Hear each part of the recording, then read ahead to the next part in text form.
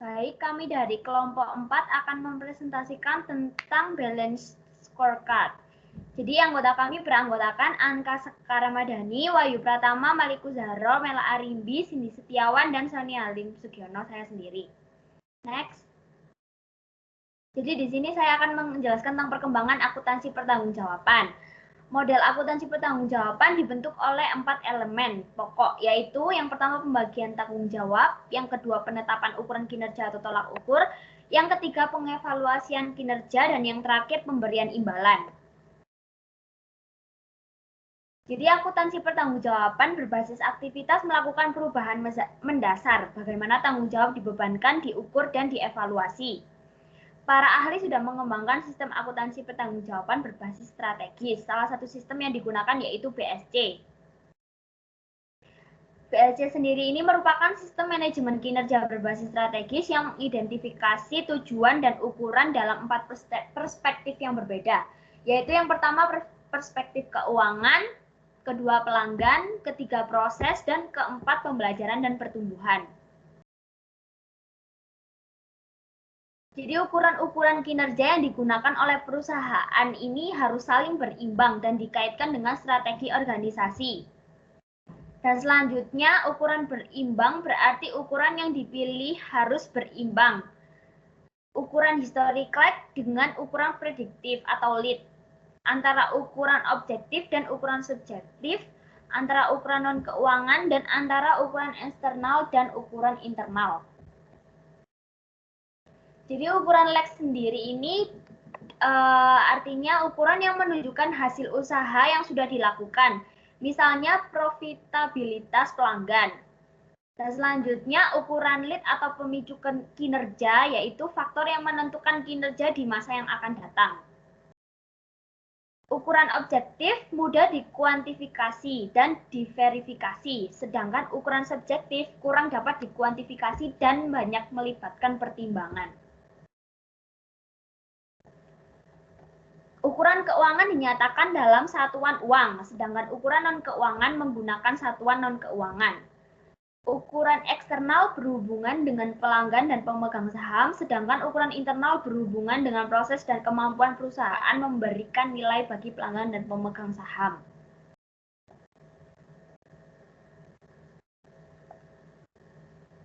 Selanjutnya, pengukuran dan evaluasi kinerja. Evaluasi kinerja difokuskan pada perbaikan karakteristik proses, misalnya mengenai waktu, kualitas, dan efisiensi proses. Evaluasi kinerja dalam BSC ini sangat terkait dengan keefektifan dan kelayakan strategi organisasi BSC. Dan digunakan untuk mendorong perubahan melalui evaluasi kinerja. Hal ini dilakukan melalui penetapan target yang ketat untuk setiap ukuran kinerja dalam berbagai perspektif. Dan target ketat ini didefinisikan sebagai target yang ditentukan pada tingkat yang apabila dicapai akan mentransformasikan organisasi dalam kurun waktu 3-5 tahun. Terdapat 2 ciri target ketat yang dapat dicapai, yaitu yang pertama ukuran dikaitkan oleh hubungan kausal, dan yang kedua oleh karena hubungan tersebut target ditentukan tidak dalam isolasi, tetapi melalui konsensus semua pihak dalam organisasi. Next. Nah, selanjutnya ada pemberian imbalan. Jadi dalam BSC ini harus dipertimbangkan 4 dimensi kerja. Jadi tidak hanya ada 2 dimensi, seperti dalam sistem kinerja berbasis aktivitas. Organisasi tidak mungkin mendapat dukungan yang diperlukan terhadap ukuran-ukuran BSC, kecuali kompensasi dikaitkan dengan ukuran-ukuran yang ada di dalamnya. Kedua sistem juga menghadapi masalah imbalan berdasar tim. Dan selanjutnya akan dijelaskan oleh Cindy Setiawan. Di sini saya akan menjelaskan tentang konsep dasar balanced scorecard. Yang pertama, pengertian strategi. Strategi adalah identifikasi dan penentuan hubungan yang diharapkan oleh manajemen dalam di antara keempat perspektif. Contohnya, yang pertama, untuk perspektif keuangan. Perusahaan akan menetapkan tujuan pertumbuhan pendapatan melalui pengenalan produk baru. Contoh yang kedua, ukuran kinerja, yaitu presentasi pendapatan dari penjualan produk baru. Lalu, perspektif tujuan dan ukuran keuangan.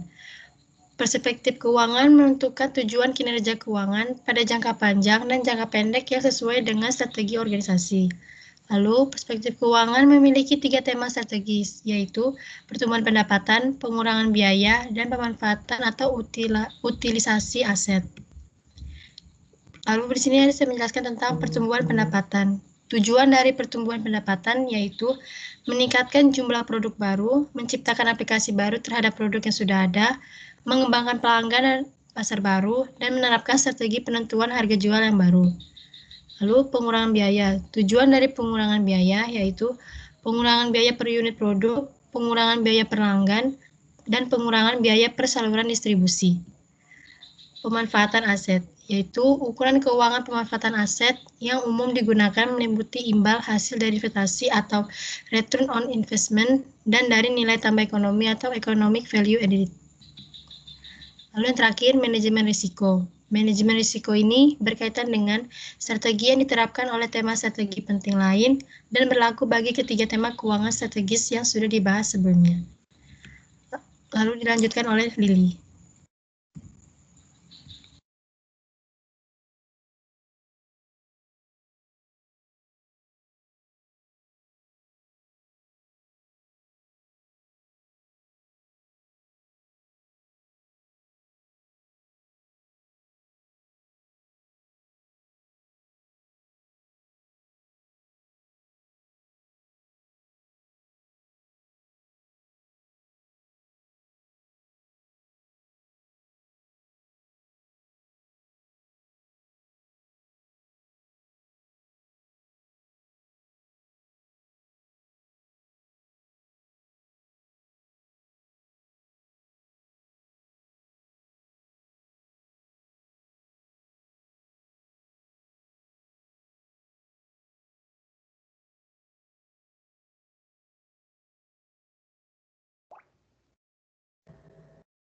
Bisa dilanjut, Lili?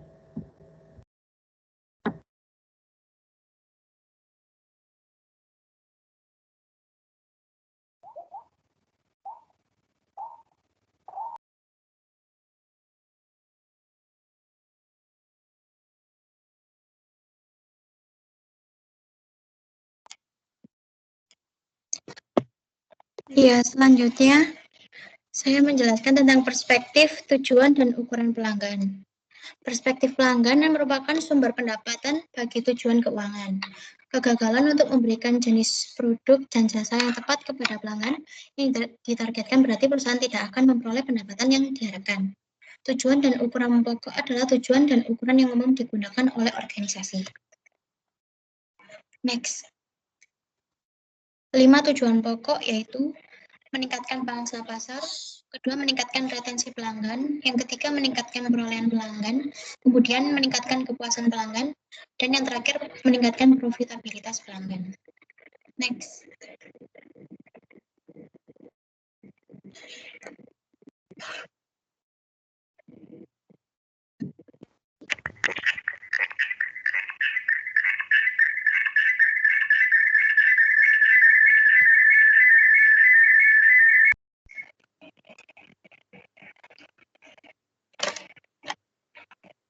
Selanjutnya adalah ukuran pokok.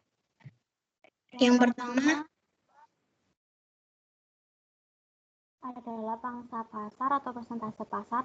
Yang kedua, persentase pertumbuhan usaha dari pelanggan yang sudah ada dan berulang. Yang ketiga adalah jumlah pelanggan baru. Yang keempat adalah peringkat hasil survei kepuasan pelanggan. Yang terakhir adalah profitabilitas pelanggan dan segmen. Next. Nilai pelanggan didefinisikan sebagai perbedaan antara realisasi dan pengorbanan pelanggan.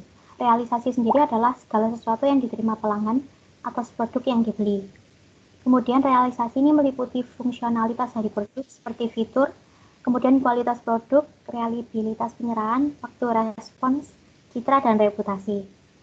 Kemudian pengorbanan sendiri adalah segala sesuatu yang diberikan oleh pelanggan atas produk yang dibeli. Pengorbanan meliputi harga produk, waktu yang diperlukan untuk mempelajari cara memakai produk, kemudian biaya operasi, biaya pemeliharaan, dan biaya pelepasan, serta biaya pernah beli atau biaya yang dikeluarkan oleh pelanggan setelah pembelian. Selanjutnya adalah pengiriman tepat waktu. Pengiriman tepat waktu ini merupakan ukuran operasional reliabilitas yang umum digunakan. Untuk mengukur pengiriman tepat waktu sendiri, perusahaan harus menentukan tanggal dan menentukan kinerja pengiriman tepat waktu dengan cara menghitung jumlah order yang dikirim tepat waktu dibagi dengan jumlah order yang dikirimkan. Tujuannya adalah untuk mencapai rasio 100%. Next.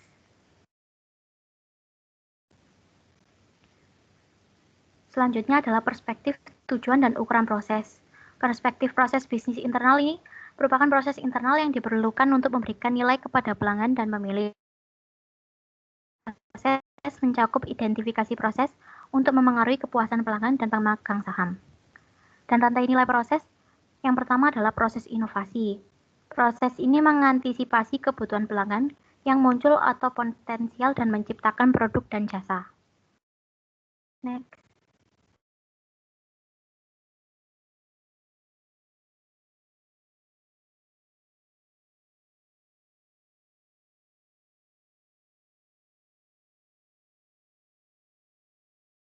Selanjutnya, tujuannya adalah meningkatkan jumlah produk baru, meningkatkan persentase pendapatan dari produk baru, lalu mengurangi waktu untuk mengembangkan produk baru.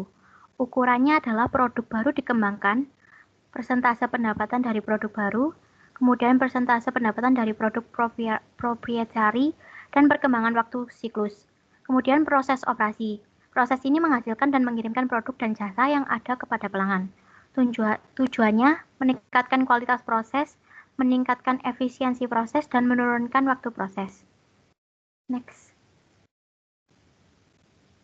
Ukuran ada waktu siklus, velositas, dan keefektifan siklus produksi atau MCE. Waktu siklus produksi sendiri adalah lama waktu yang diperlukan untuk memproduksi satu unit output sejak dari saat bahan diterima hingga ke persediaan barang. Velositas adalah jumlah unit output yang dapat diproduksi selama kurun waktu tertentu. Next. Insentif dapat digunakan untuk mendorong manajer untuk menurunkan waktu siklus produksi atau meningkatkan velositas sehingga memperbaiki kinerja pengiriman. Dengan menggunakan waktu produktif teoretis yang tersedia dalam satu periode atau dalam menit, biaya standar per menit dapat dihitung sebagai berikut. Biaya standar per menit sama dengan biaya konversi sel ditambah dengan menit yang tersedia. Ukuran waktu operasional MCE dihitung sebagai berikut. MCE sama dengan waktu pengolahan dibagi dengan waktu pengolahan ditambah waktu pemindahan, ditambah waktu inspeksi, ditambah waktu tunggu, ditambah waktu penjadwalan, dan ditambah waktu penyimpanan.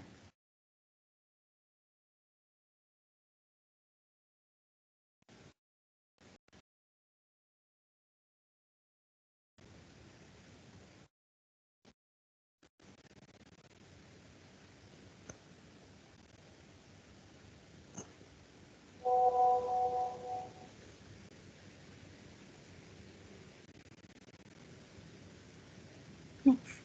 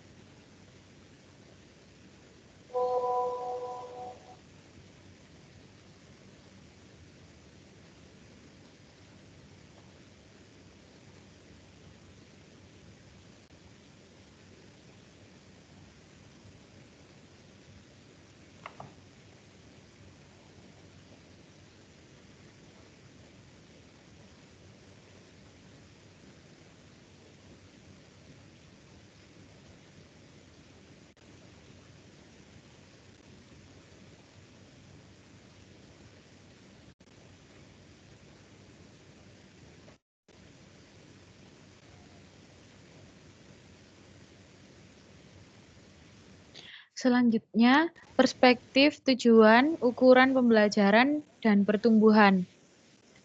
Next. Perspektif pembelajaran dan pertumbuhan menentukan kemampuan yang dibutuhkan perusahaan untuk menciptakan pertumbuhan dan perbaikan jangka panjang. Kemampuan karyawan. 3 ukuran kemampuan karyawan adalah peringkat kepuasan karyawan, presentasi perputaran karyawan, dan produktivitas karyawan.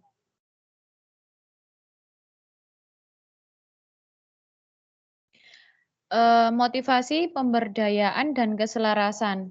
Karyawan tidak hanya perlu memiliki keterampilan yang diperlukan, tetapi mereka juga harus memiliki kebebasan, motivasi, dan inisiatif untuk menggunakan keterampilannya secara efisien. Kemudian kemampuan sistem informasi. Peningkatan kemampuan sistem informasi berarti pemberian informasi yang lebih akurat dan tepat waktu kepada karyawan sehingga mereka dapat memperbaiki proses baru secara efektif. Pengaitan ukuran dengan strategi. BSC merupakan kumpulan ukuran kinerja penting yang memiliki karakteristik khusus. Pertama, ukuran kinerja diturunkan dari visi, strategi, dan tujuan perusahaan. Yang kedua yaitu ukuran kinerja harus dipilih sedemikian rupa sehingga ukuran tersebut berimbang dari lag dan lead. Next. Kemudian konsep strategi yang teruji. Hubungan sebab akibat digunakan untuk mengintegrasikan ukuran lead dan lag. Dan beberapa sebagai mekanisme untuk menyatakan dan mengungkapkan strategi perusahaan. Next. Umpan balik strategis. Konsep paling penting yang berhubungan dengan struktur sebab akibat adalah keberadaan strategi yang dapat diuji.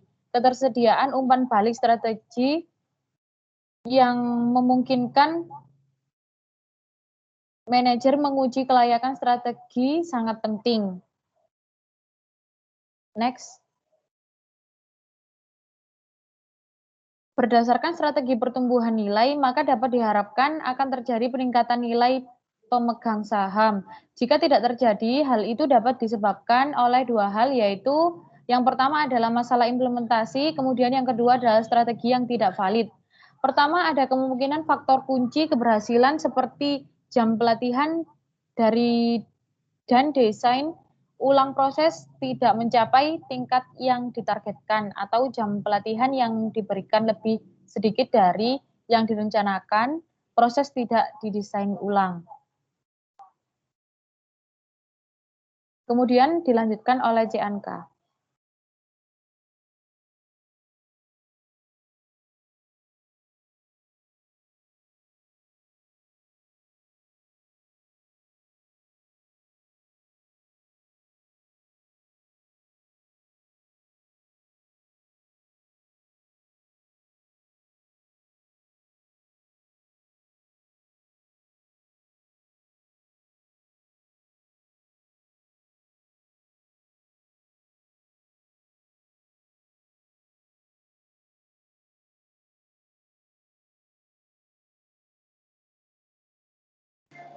Selanjutnya, saya akan menjelaskan tentang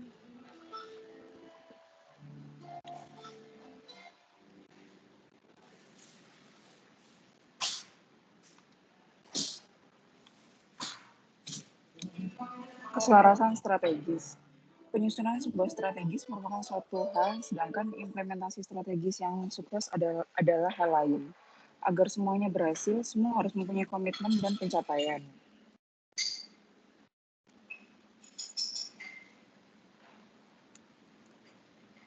Next, pengomunikasian strategis setelah dikembangkan, tujuan dan ukuran merupakan cara untuk mengartikulasi dan mengomunikasikan strategis organisasi kepada seluruh karyawan dan manajer.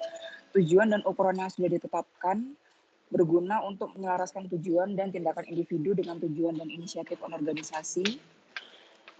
Video, surat kabar, brosur, dan jaringan komputer perusahaan merupakan media yang dapat digunakan untuk menginformasikan strategis. Tujuan dan ukuran yang berhubungan dengan BSC, seberapa terperinci informasi strategi yang dikomunikasikan merupakan masalah yang perlu dipertimbangkan komunikasi terlalu terperinci, dan menimbulkan masalah dengan pesaing.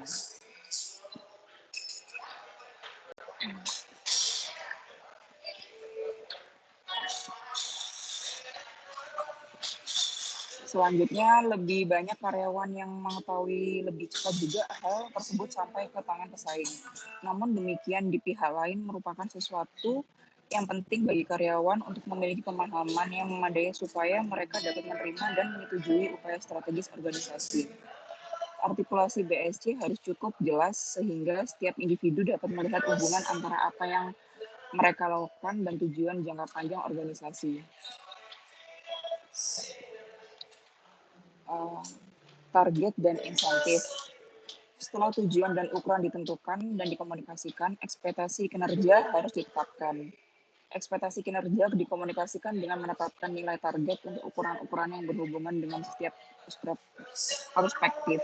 Manajer dimintai pertanggungjawaban atas tugas yang dibebankan kepadanya dengan membandingkan nilai sesungguhnya sesuai suatu ukuran dengan nilai yang ditargetkan. Terakhir, kompensasi harus dikaitkan dengan pencapaian tujuan.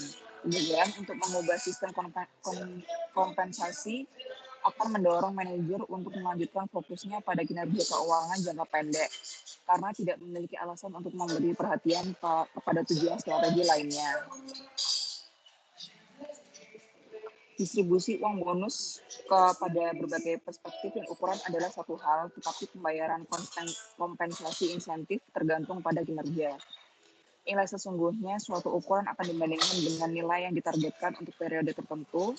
Kompensasi kemudian akan dibayarkan berdasarkan persentase pencapaian setiap tujuan untuk menjaga supaya perhatian dan semestinya diberikan kepada semua ukuran. Tidak ada kompensasi insentif yang dibayar kecuali setiap ukuran strategi melampaui batas minimum nilai yang sudah ditentukan sebelumnya. Sekian dari saya.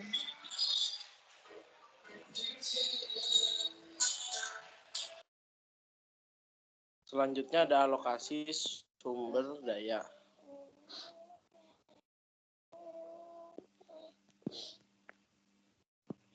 Sebentar.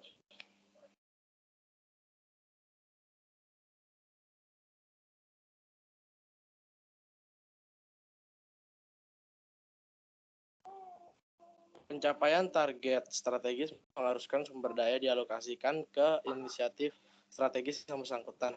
Hal itu memerlukan dua langkah mendasar di antara lain. Yang pertama ada organisasi harus memutuskan banyak target strategis yang akan dicapai pada tahun yang akan datang. Yang kedua ada proses penganggaran operasional harus dirancang guna menyediakan sumber daya yang diperlukan untuk kemajuan jangka pendek sesuai penetapan strategi. Jika langkah tersebut tidak dilakukan, maka akan sulit untuk mengharapkan strategi yang akan benar-benar dilaksanakan. Selanjutnya ada pembagian tanggung jawab. Sistem akuntansi pertanggungjawaban berbasis strategis menambahkan arah bagi usaha perbaikan dengan cara mengaitkan pertanggungjawaban dengan strategi perusahaan. Sistem tersebut harus mempertahankan perspektif proses dan keuangan yang sudah dikembangkan dalam pendekatan berbasis aktivitas, dan sistem tersebut harus menambahkan perspektif pelanggan serta pembelajaran dan pertumbuhan. Selanjutnya penentuan ukuran kinerja. Dalam sistem akuntansi pertanggungjawaban berbasis strategi, berbagai ukuran kinerja diintegrasikan sehingga saling konsisten dan mendukung. Ukuran kinerja diturunkan dari strategi dan tujuan organisasi. Oleh karena itu, maka ukuran kinerja dapat digunakan untuk mengomunikasikan strategi dan tujuan organisasi. Sekian dari saya.